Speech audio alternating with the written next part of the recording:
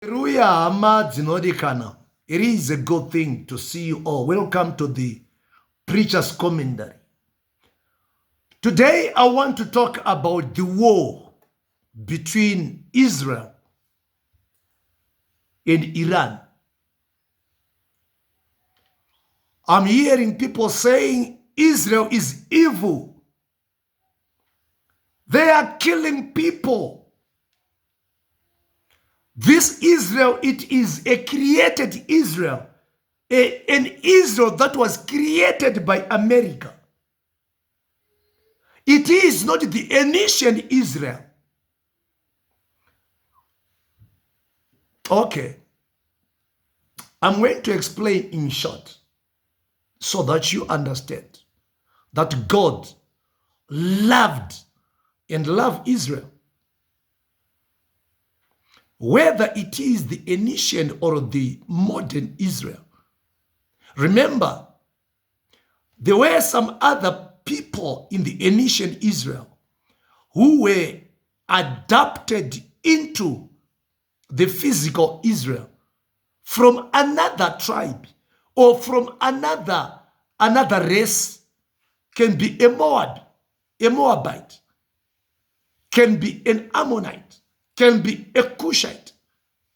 But there were ceremonies that were performed. A good example, the ceremony of circumcision. Abraham was given. If you buy a servant from another tribe or from another race, you have to circumcise them so that they can be grafted into the physical Israel. Although we know the spiritual significance why God was commanding Abraham to do such. And I want you to understand that the physical Israel was physically and is physically blessed. We Christians, we are grafted into this family through receiving Jesus Christ. But the physical Israel is physically blessed even today. We are the spiritual Israel, and our blessings are spiritual. They are not physical. So this war that is going on, it needs people to understand eschatological literature, especially from the book of Daniel and the book of Revelation. And you cannot understand the book of Daniel without understanding the book of Revelation, or the opposite.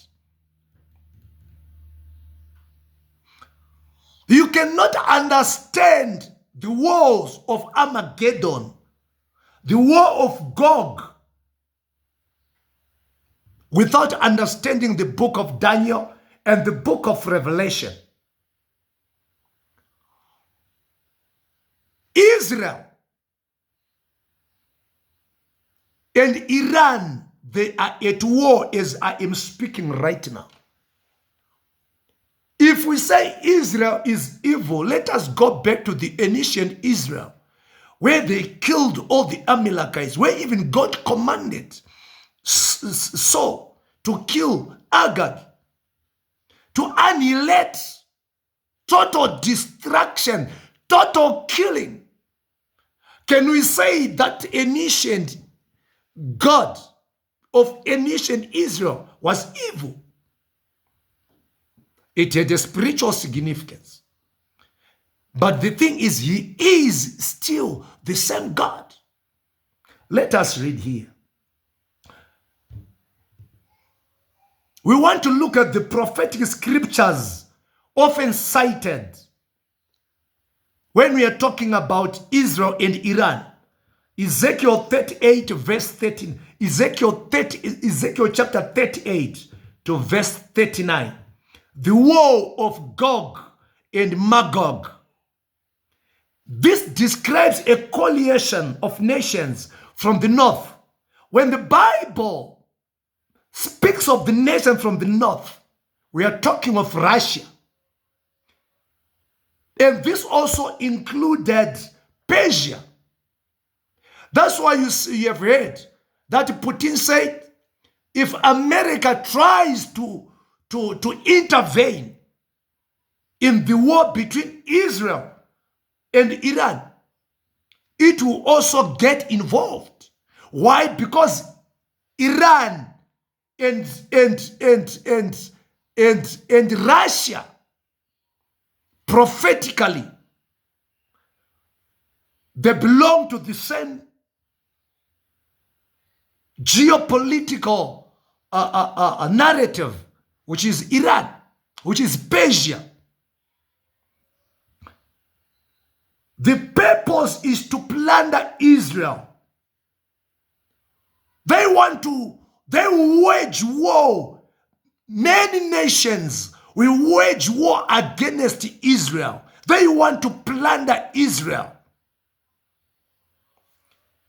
But God will intervene dramatically to protect his people.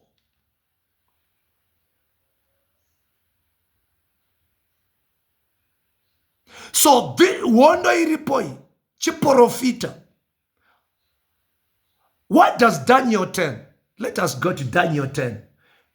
Daniel had a vision where angel speaks for the prince of Persia. Yamuno zopari zayamuchiti. Akabatwa Gabriel, akabatwa. The prince of Persia resisting Gabriel, indicating a spiritual warfare involving Iran. Remember, we are saying the geopolitical Iran, Persia. Iran is the modern Persia. Persia, it is the ancient Iran. Zechariah chapter 12 and chapter 14 speaks of all nations against Jerusalem and the Lord fighting Israel. I'm wondering, there are a lot of people castigating Israel, castigating Benjamin Netanyahu. Let me tell you, this is prophetic. I've heard Hope Watching Ono, I've heard Maponga, Bishop Maponga. You see, the problem is a carnal mind cannot comprehend the things of the spirit because they are spiritually discerned. And the Bible says, I will confound the wisdom of the wise and make it foolishness.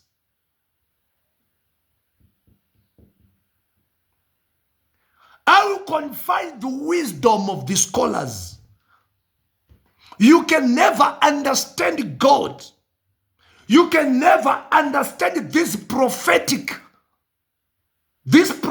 literature from a carnal perspective or from a carnal mind. For a carnal mind cannot comprehend it. What is the biblical principle on war? God will defend Israel. Psalms 121 verse 4. He who watches over Israel will neither slumber nor sleep. Somebody say, it's not this Israel. It is the Israel. Where the Benjamin Netanyahu is a Russian. But according to the Judaistic law, kana agato ita process yekwamu Israel, he qualifies to be an Israelite. And because of that covenant, okay, I want you to note something here. I want you to note something here. Israel is to biblical prophets as God's covenant nation. Pama nations ese. Yeah, the tetragrammaton Yod Ye Waw Ye had a covenant with Israel. And because of that covenant, I changed the covenant yakaitwa iyoyo. God will defend Israel. Saka kutaura kwa vanhu vane bitterness. You need to understand these prophetic messages